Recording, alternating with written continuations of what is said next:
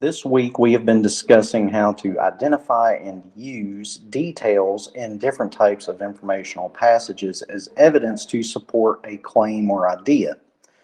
On Tuesday, we discussed historical texts, and we talked about some of the details that we would look for in a historical text, such as names, dates, facts about events that took place. Today, we are going to discuss the purpose of scientific and technical text and look specifically at what an author will use these texts for. Why do we need scientific and technical texts? So, to help us understand, let's take a look at the passage that I have on screen that discusses specifically the skill of using different types of science and technical texts. Now, in this example, we're told that there are many kinds of informational texts. We can use an informational text to help us figure out how to make a good pizza dough. We can consult a cookbook or maybe even find a recipe online. If we want to know about the merits of Chicago style versus New York style crust, we can look for essays or columns on the topic. But what if we want to know about some of the more intricate details of the crust itself? So let's say we have questions like, why does the dough need to rise? Or what does yeast do?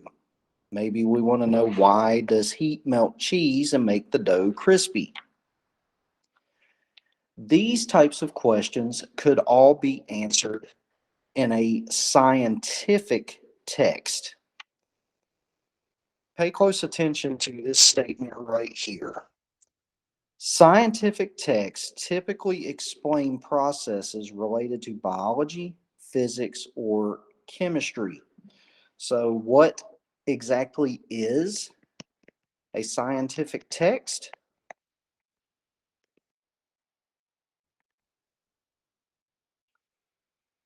A scientific text explains processes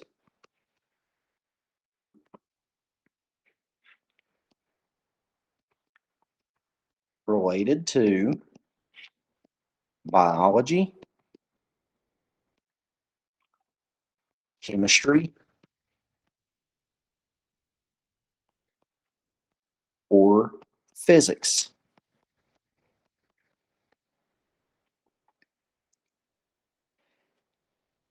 These processes are based on centuries of observation and experimentation.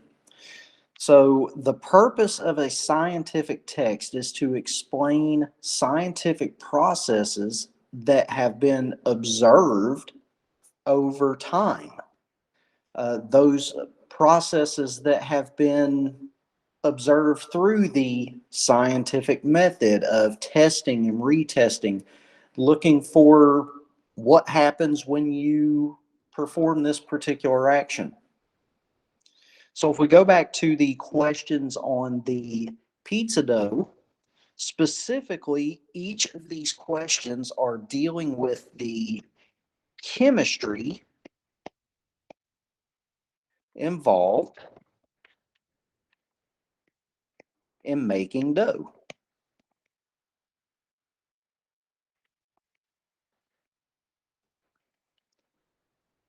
So a scientific text purpose is to explain processes. Now, what about a technical text? How is it different?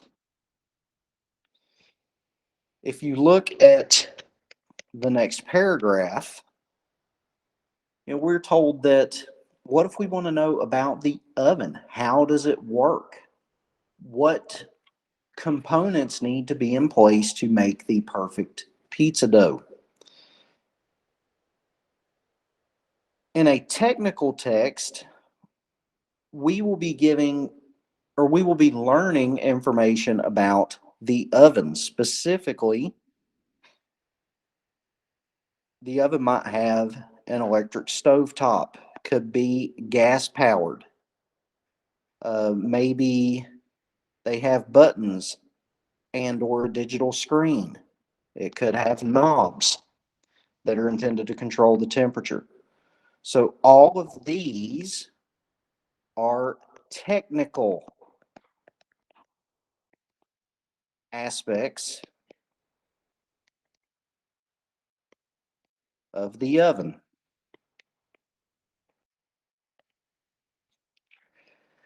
So a technical text seeks to explain the technical aspects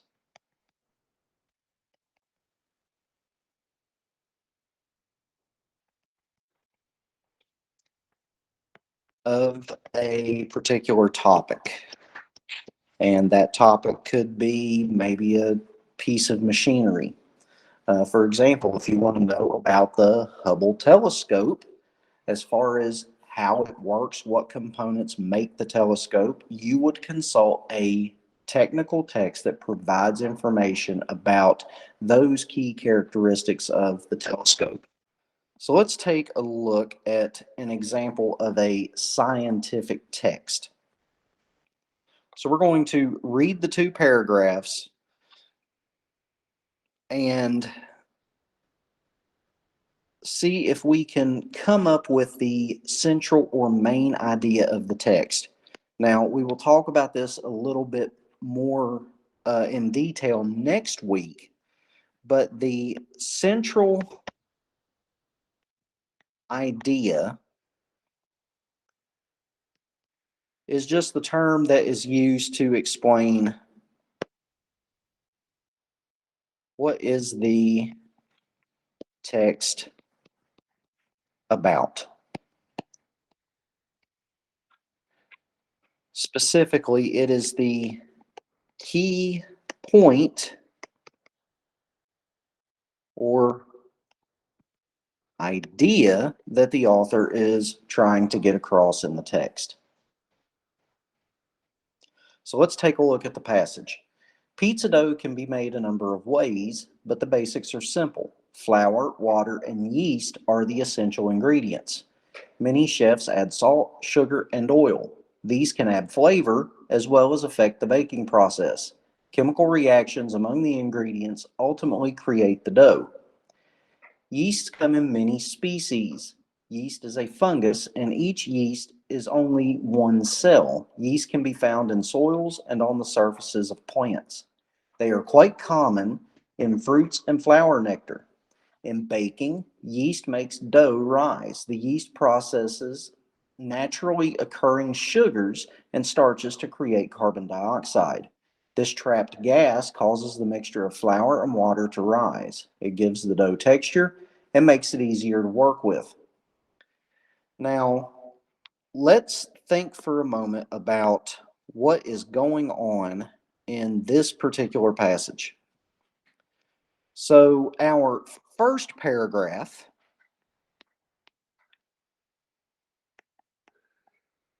is providing us information about how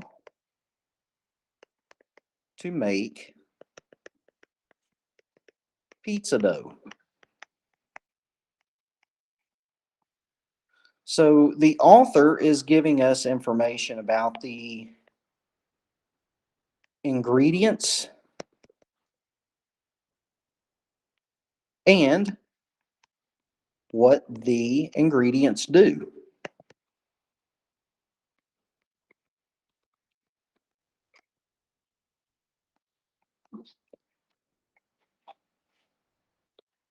If you look, we have flour, water, and yeast are the essential ingredients. So no matter what, the dough that you are making requires the use of flour, water, and yeast. But we're also told that some chefs are going to add salt, sugar, and oil. So, why do they add those? Well, the passage explains that these particular ingredients can add flavor as well as affect the baking process. So, the author is providing us some information about how these ingredients can change the chemistry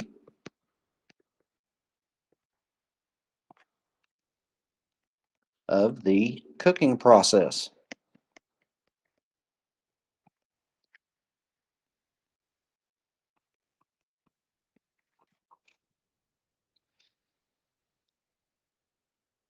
Paragraph 2 provides us with information about yeast itself. So, this is an explanation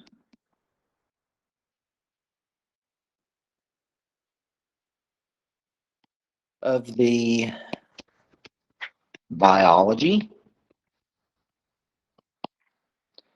and chemical makeup of yeast.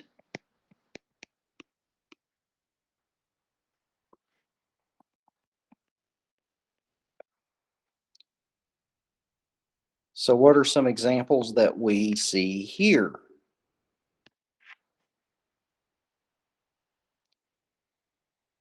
So, we're told that yeast is a fungus and that it's only one cell. We are told where yeasts can be found in soils and on the surfaces of plants. We're also told that they're common in fruit and flower nectar.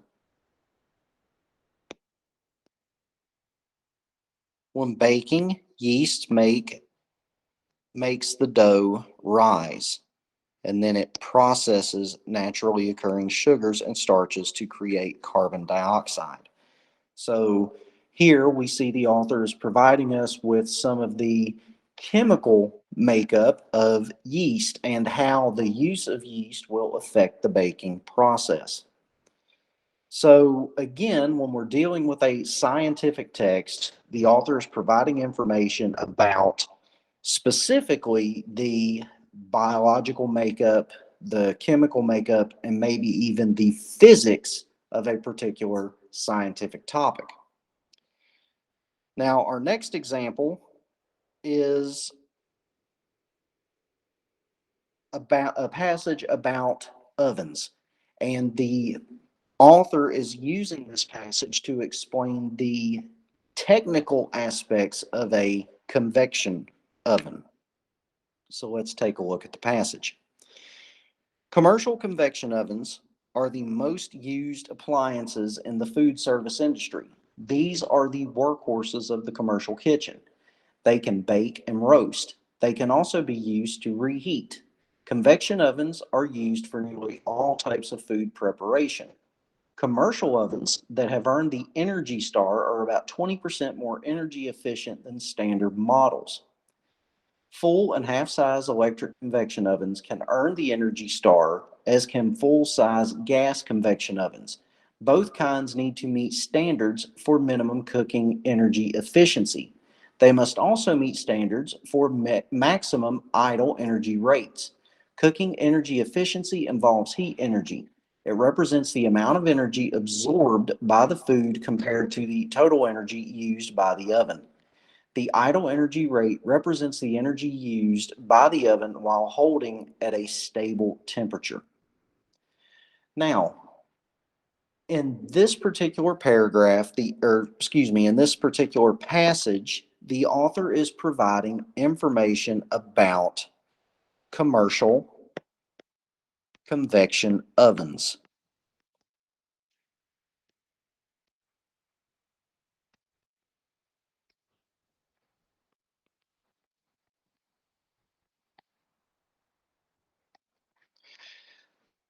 So the author's main point or the central idea of this passage deals specifically with discussing convection ovens and what they are and how they work.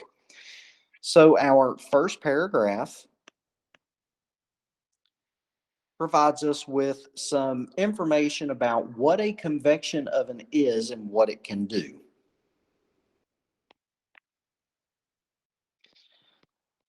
So the purpose here is just info about convection ovens.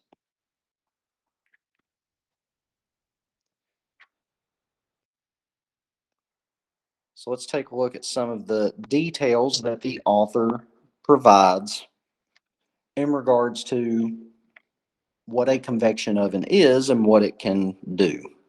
So we are told that they are the most used appliances in the food service industry. So these type of ovens are the ones that are used the most in restaurants. He explains that they can bake and roast. They can also be used to reheat, and they're used for nearly all types of food preparation. The author also points out that commercial ovens that have earned the Energy Star are 20% more energy efficient than standard models. So not only is the author providing information about convection ovens, we also get introduced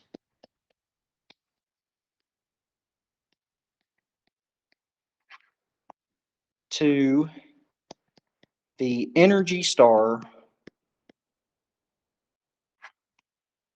certification.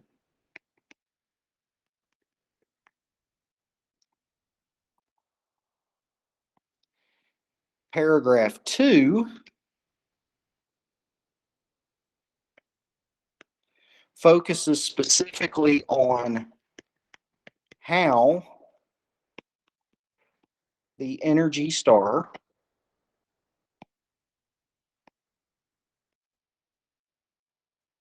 is earned. So the author is focusing specifically on the standards that must be in place to earn the Energy Star. Let's take a look at some of the details the author presents here.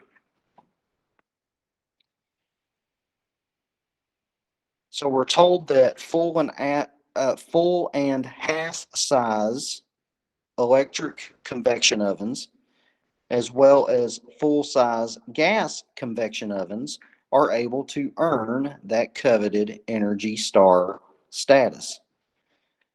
So both kinds have to meet specific standards for minimum cooking energy efficiency. They also must meet standards for maximum idle energy rates.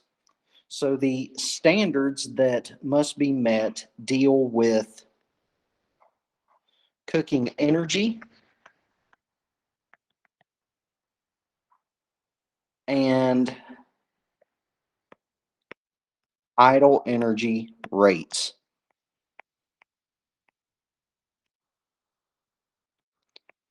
If these standards are not met, then they cannot earn the certification. So then the author goes in and explains specifically what they are, or explains more information about what the cooking energy is and what the idle energy rates are.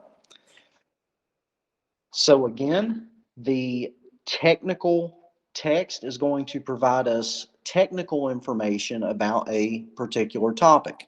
So as we saw in the scientific text, it deals with the biology and chemistry of making pizza dough. And the technical text deals with the technical aspects of the convection oven. Before we close, let's take a look at a couple of examples from iExcel. In these examples, we're going to be learning about a fish that is called the blunt-head cichlid. So let's take a look at the passage. Blunt-head cichlids are fish that live in Lake Tanganyika in eastern Africa.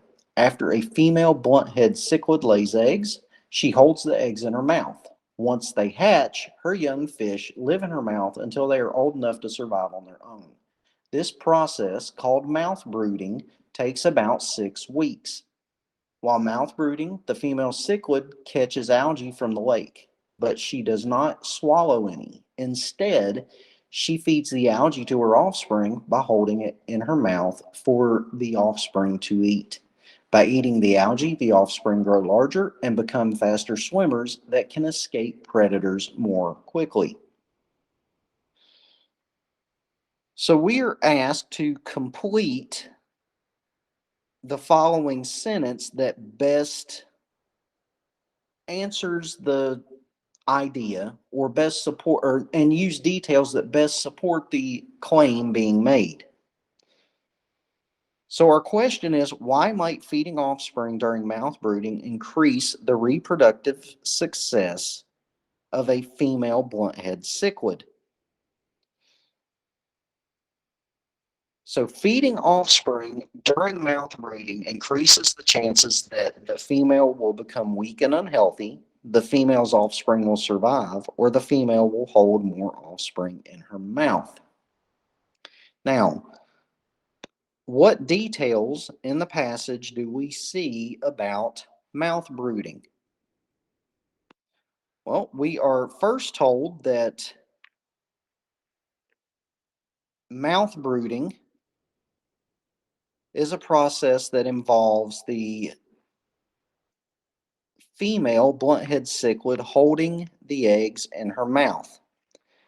And then they hatch and her young fish live in her mouth until they are old enough to survive on their own. So that is the process of mouth brooding. Based on details in the second paragraph, we find out why the blunt-head cichlid uses this particular reproductive process.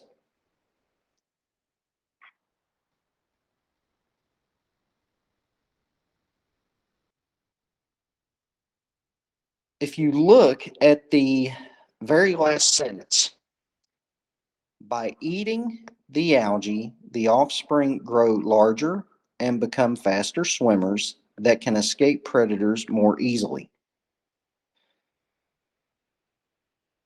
So what is the purpose of mouth brooding? Well, according to the passage, these offspring are going to eat algae. Eating the algae makes them grow larger.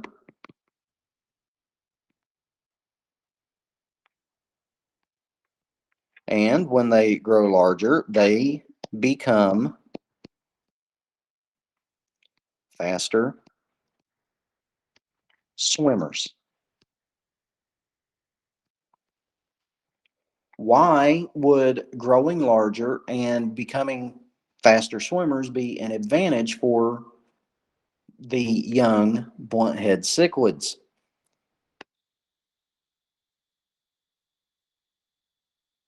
They can escape predators more quickly.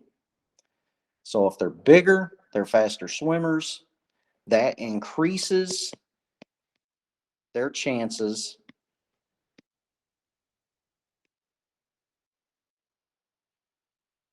of survival. Because if the predator can't catch them, they're going to live longer.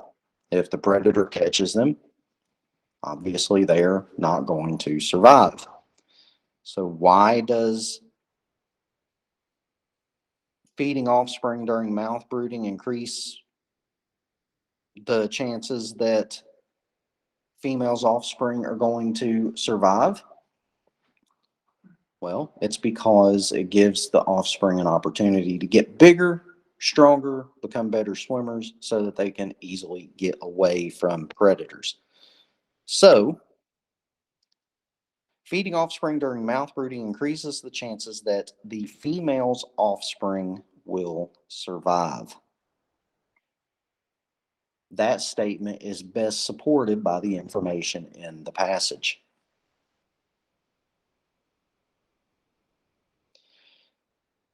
So ultimately, what we've done is answered the next question. Feeding offspring during mouth brooding increases the chances that the female's offspring will survive. So, which of the following observations best supports the claim?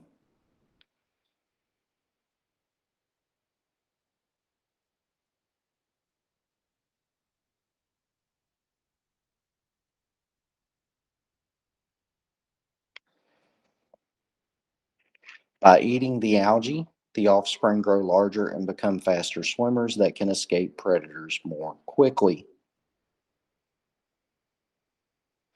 So, offspring that can swim quickly after they leave their mother's mouths can escape predators more easily. This statement is best supported by the claim, or best supports that claim. The other two, when females feed their offspring, the offspring grow larger and can get away from predators more quickly. Females don't eat any of the algae they catch from the lake during the 6-week mouth brooding period. Well, we don't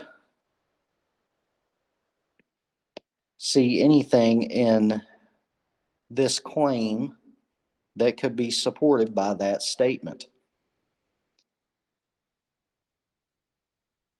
But the other two,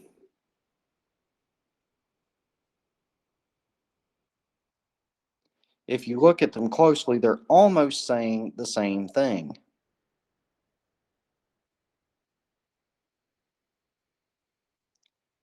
So feeding offspring during mouth brooding increases the chances that the female's offspring will survive.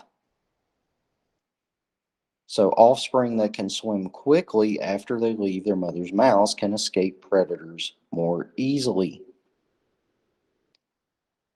That one seems to better support the claim just because it's dealing specifically with swimming quickly. The other one just says that they grow larger and they can get away from predators more quickly. Being larger doesn't necessarily mean that they can get away from the predators more quickly, but if they're able to swim faster, that's going to increase their chances. So the first statement seems to best support the claim that feeding offspring during mouth brooding increases the chances that the female offspring will survive.